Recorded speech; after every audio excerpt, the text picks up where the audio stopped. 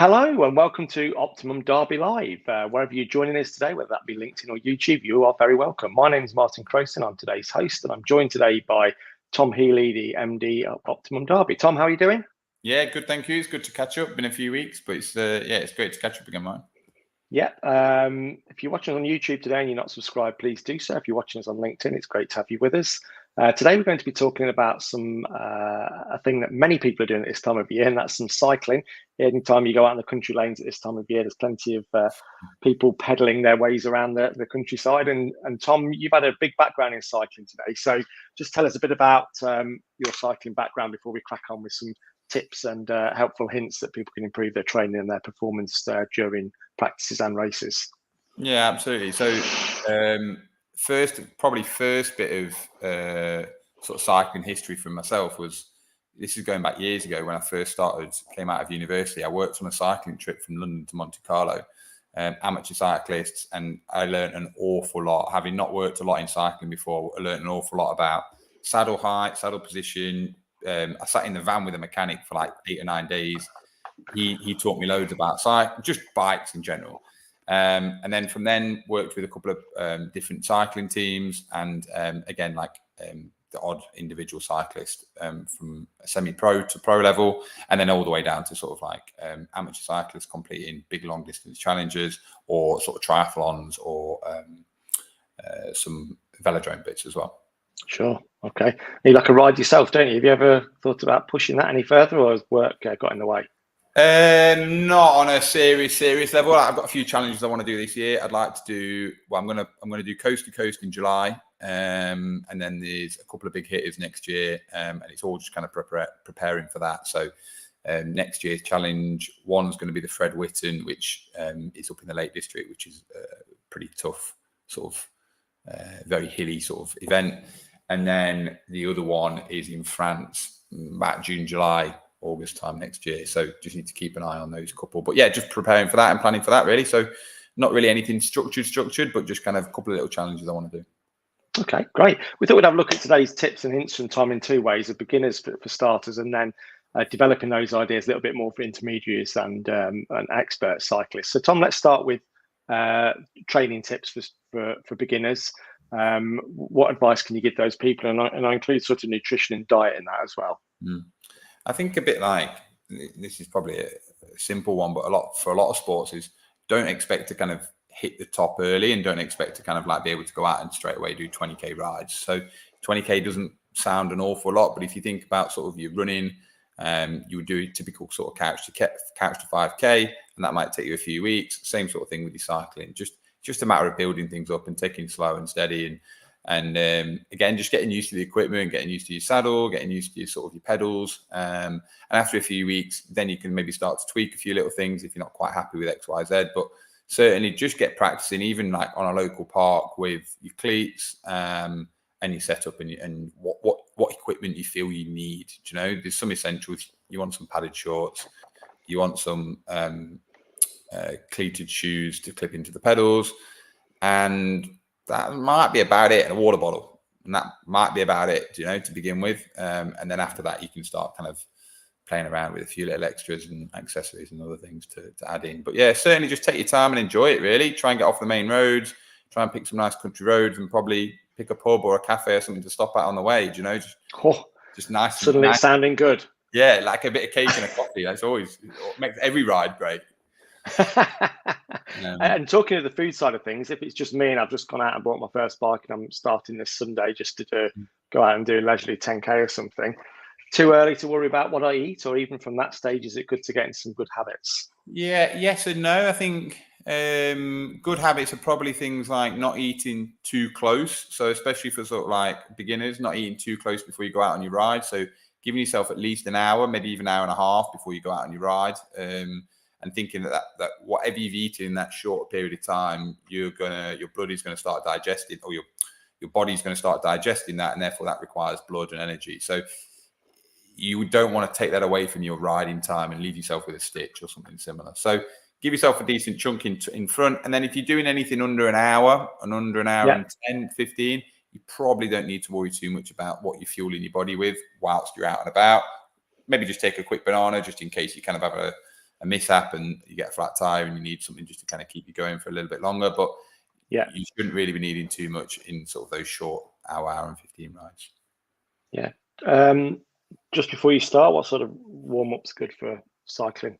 Hour or so, hour and a half, 2 hours on the bike? Yeah, I think some nice easy stuff is, and again, a lot of you will have a Garmin watch or an Apple Watch or something similar. So even if you just use the first 10 to 15 minutes just to warm up, so from leaving the house or meeting your mates or whatever it may be, try and look at the watch a little bit if you can, and just kind of look at zone 2. Try and stick in that zone 2 stage, and then put a few little efforts in that will bump you up to zone 3, zone 4, and then just drop back in again. And over the next 10, 15 minutes, that will just kind of build your body temperature, acclimatize yourself to the bike a little bit more, and also just get blood pumping around the body. So just use that first, even if you're just going to meet your mates 10, 15 minutes away, use that as your warm up, and just to kind of get yourself going. Okay. And during the time you're on your bike, even though you are a beginner and you just started going, where's your focus whilst you're on that bike? We're talking long spells of time for people that are used to short games, football, rugby, or whatever. If you start getting to cycling, is that time scale important to have the right frame of mind while you're doing it? I think I think just being comfortable is probably the first thing, Martin. It takes you a little bit of time to adjust to maybe the saddle height and maybe the bars and what sort of like where you want to be. So, and also the seats aren't particularly comfortable. So even with a set of padded shorts on, you're going to take a little bit of time to adjust and adapt. And certainly know that even if I take a couple of weeks off the bike or off the indoor watt bike and then jump back on, even with a pair of padded shorts on, it's still not comfortable. So you have to adapt. You certainly do have to adapt. So even, again, just from a physical point of view, just from a comfort point of view, just take your time to build it up and just go nice and steady. Yeah. After the race, just stay hydrated or ride. I mean, I'm not talking races. We're talking about beginners. Yeah, and again, especially like on a hot sunny day, the weather's starting to get a little bit better. And like you said, you probably, every time you turn a corner onto a country road, as a middle-aged man in lycra just kind of like cruising around. So yeah, especially when the weather's getting a little bit better like this and the evenings are getting lighter, just keeping yourself hydrated. That might be just a bottle of sort of a 750 ml bottle whilst you're on your ride, and then just again something similar when you finish. And to be honest, for those shorter distances, water or squash will be fine. Anything a bit longer than that, you can start kind of supplementing with maybe some tablets, so like an electrolyte tablet or like an energy tablet, a glucose sort of tablet. Okay, that's a good point to move up a notch as well, and now start talking about intermediaries and people that are genuinely involved in races and trying to challenge themselves at the weekend. So if we move on to those guys now, we'll go back to the start again. Any training ideas, training tips for those sort of people? Yeah, I think certainly for those guys, you start talking about sort of having a proper coach. I think for those sorts of if you're starting to take things seriously and there's an event you're seriously training for, you're looking forward to an event and you're not just kind of like casually, leisurely sort of like building a bit of fitness on a bike. If there's an event that you're training towards and trying to hit and a goal, then I think certainly either doing some research online and finding a program or a training program that helps, or having a chat with a coach and building a little plan that will fit your time frames.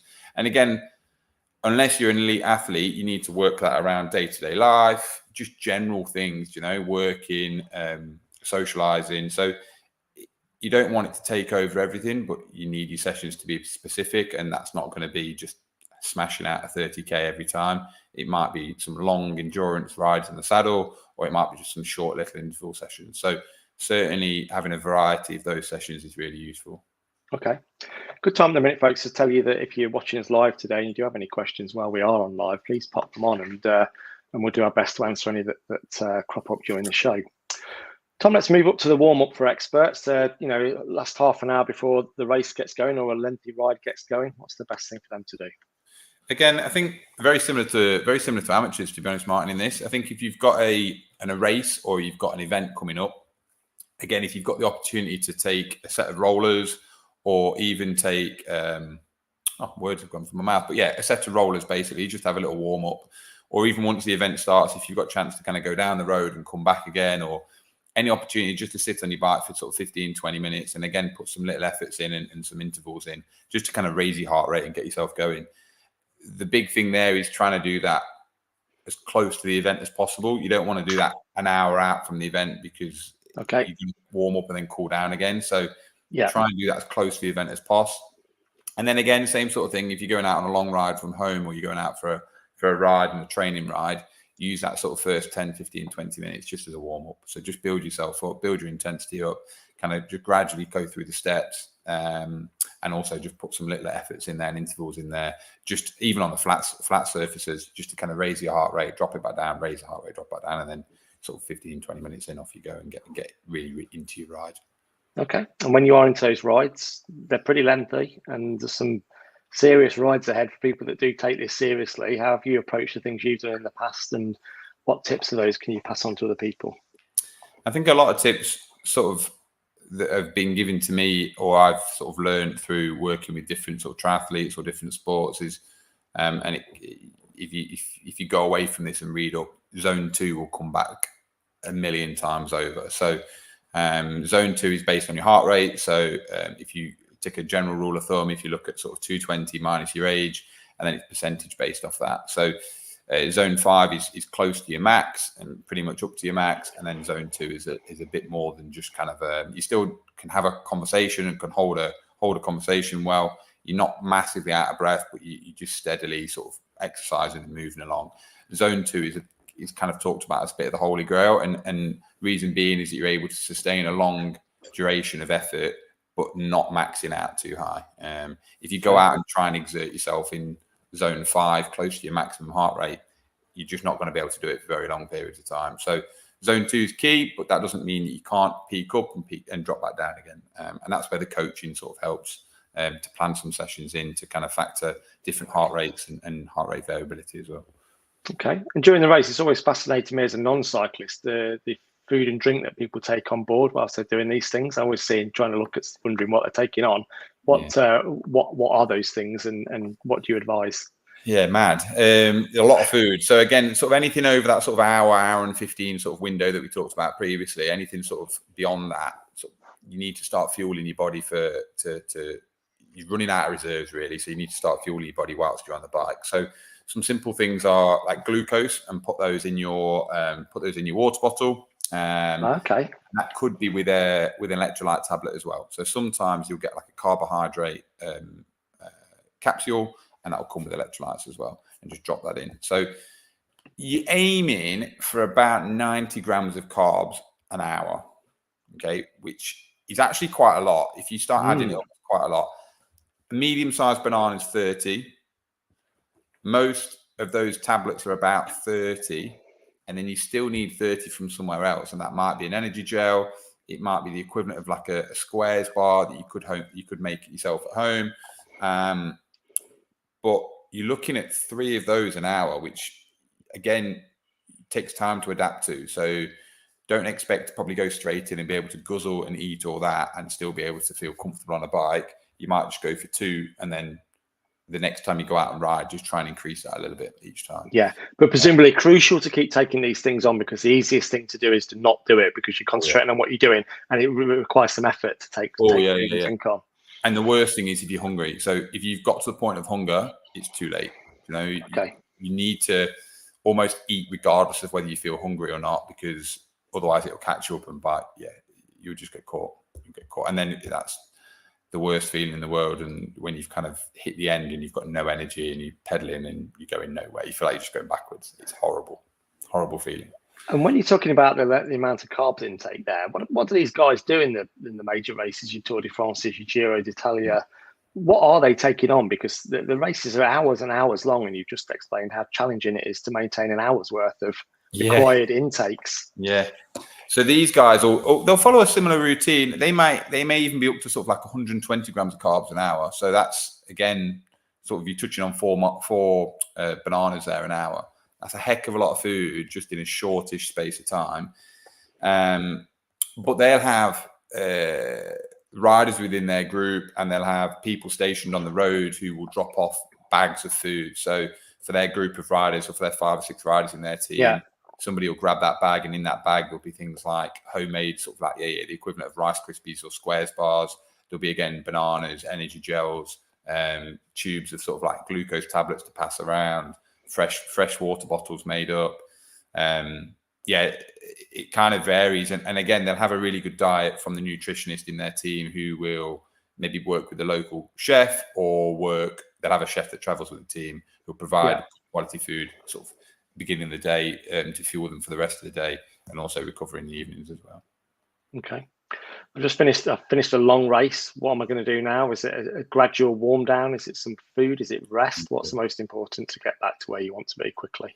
Absolutely, all of those three. So if you're repeating efforts and sort of races day after day, so a little bit like the Tour de France or the Giro that's just been on, then something like an ice bath would be really useful, just to kind of like reduce some of that inflammation and some of that stress. But if you're just training one-off events, I wouldn't bother with the ice bath. I'd just probably allow your body to recover, because those adaptations that your body will make will then progress you on to some further rides later down the line. However, if you're repeating sessions day after day, you need that sort of hit from the ice. Fuel. So you'll need to replace your fuel. So you need to go carbohydrates and protein again, and complement that with some vegetables and some nutrients. So again, something really simple like chicken pasta with some tomato sauce, or like a vegetable-based sort of ratatouille type meal. And then hydration again, and a good quality sleep. So anything sort of towards your 8 hours of sleep is perfect.